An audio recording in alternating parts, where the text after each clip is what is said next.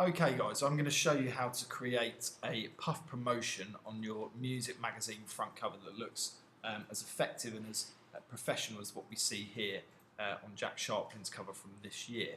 As you can tell, I'm quite a big fan of the use of the ruler tool, and it is something that you do need to get used to. It's a good working practice and it does speed up your workflow. It makes your life a lot easier. You might see it as a bit of a hassle to begin with, but embrace it and you will do really, really well with it. So what you'll notice is, first and foremost, is that there is a shape that's been created. The shape tool, the shortcut is U on the keyboard. Now at the moment, I've got it on the rounding rectangle tool. If I want to change that shape, I just hold down the left mouse key, mouse cursor, and hover over here, and you've got an array of options to choose from, as in custom shape tool, but we're going to go with the ellipse tool. I'm going to hold down the shift key to create a circle, like so. At the moment it's black. We're going to go with this really nice turquoisey green up here. Now to capture that colour, I'm just going to press the I key or eyedropper tool, and I'm going to capture that colour right there. I can add that colour to swatches like so and call it puff promotion colour. So if we wanted to use that colour elsewhere throughout the magazine to create a brand identity, we can. And you'll see now that that swatch is up here. And it's ready and raring to go whenever and wherever we need to use it. Just those good working practices will help you do really, really well. I'm also going to capture this purple here. I'm going to, again, add that to swatches and call it stroke effect purple. You can literally create as many swatches as you like. So those are our colours that we're going to go with. In fact, while we're here as well, we'll capture that yellow as well. Puff, promotion, yellow. Really quick, really simple, and you'll see how effective that can be in a moment. So the actual shape at the moment is called Shape 1. I'm going to rename that layer, excuse me, to Puff Circle, so I know exactly what we're dealing with here. And I'm going to change the colour by going to G, Paint Bucket tool. Sometimes it might be on gradient. Again, hold down the mouse cursor, go to Paint Bucket tool, and you'll be able to fill that in with the colour we want, which is this green here.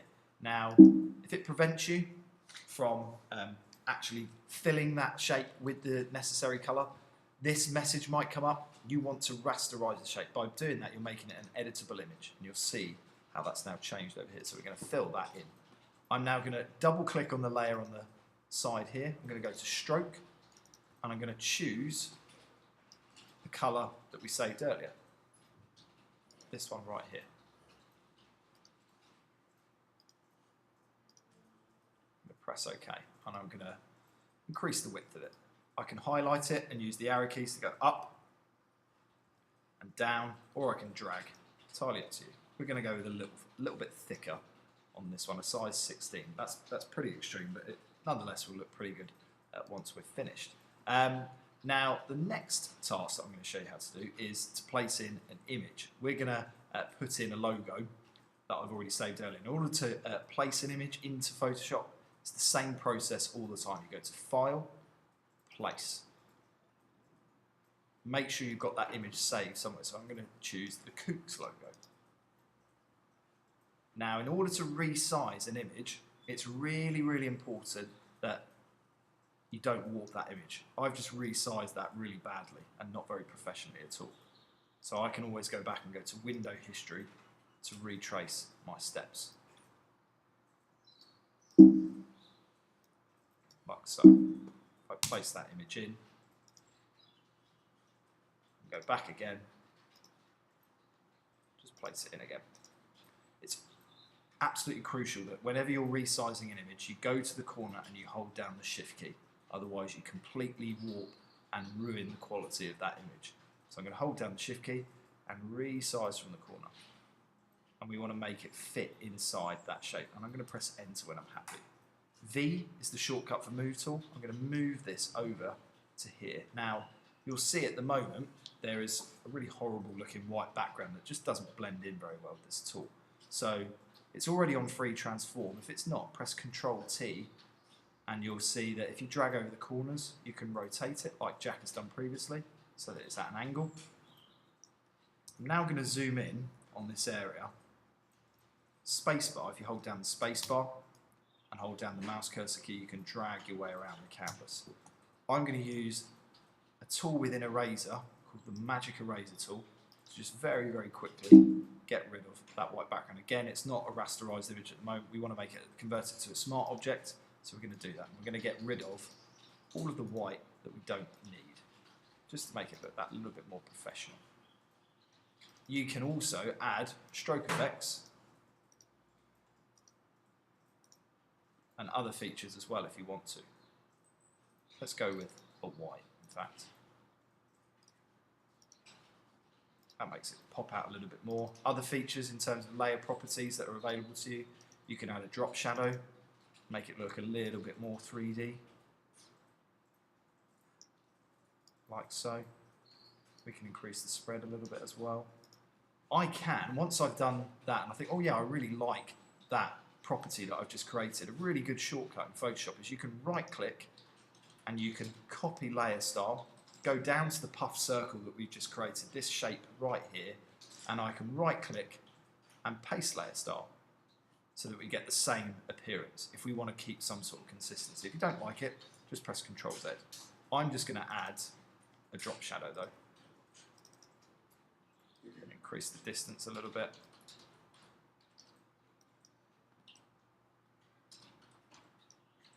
Increase the opacity. We're going to go with something like that.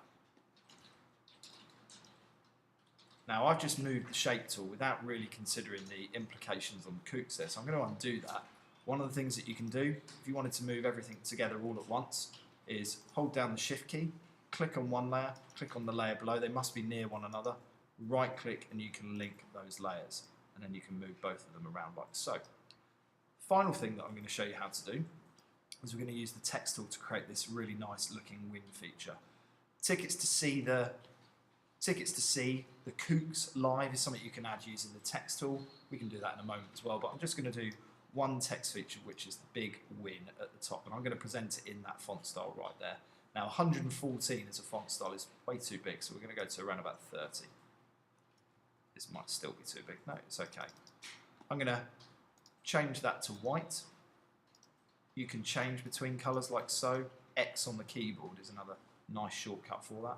I'm going to increase the size of the text by dragging over the T here, like so.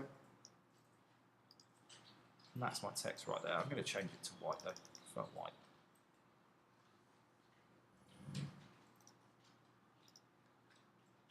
I'm going to move that win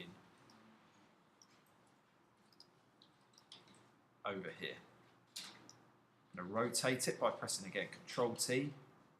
Going over to the corner, you see like a bendy arrow like so.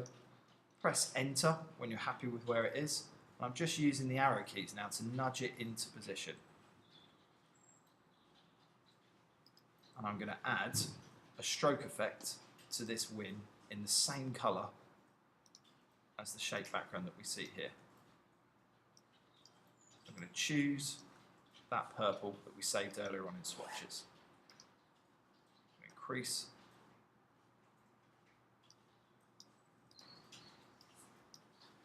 That as well to 16, I think we had last time. You can always go back and check. And all of a sudden that just really nicely blends into the background. I'm going to unlink those layers from previously because I'm not massively happy about where the kooks is at the moment, so I'm just going to nudge that down.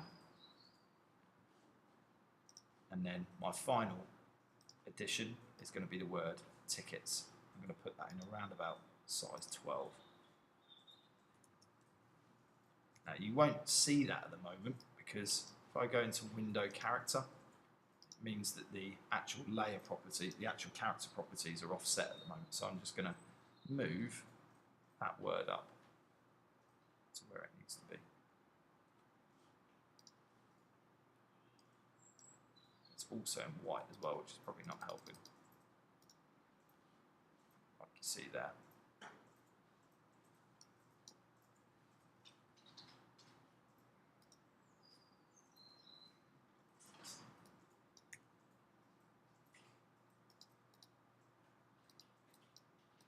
Just going to adjust that there.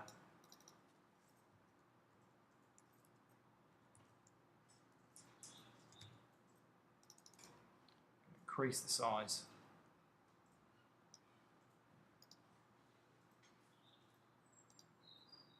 Bring back that text layer.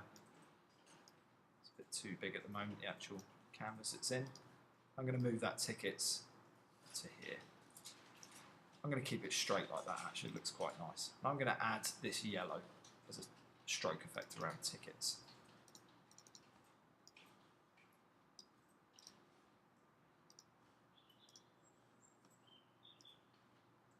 I can change the blend mode to any of these options here, so let's go with the dissolve look. Increase the size a little bit. Maybe put a bit of inner shadow in as well. Drop shadow. And there we have it. That's our puff promotion. And it's something that, once complete, takes a little bit of time. I've just managed to do it in just over 10 minutes. It'll probably take you a little bit longer than that first time round. But once you've done it, one of the things you can do, if you're happy with how it is you can use that shift key again. I can either link the layers and then group them by pressing Ctrl G. And it's good working practices to make sure that you manage your layers as you go along, because before you know it, you'll have hundreds and hundreds of layers.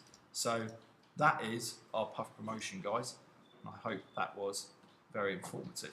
And any problems, come and see me, but this should pretty much address everything you need to know to create a really professional looking puff promotion like you see there. Thanks a lot.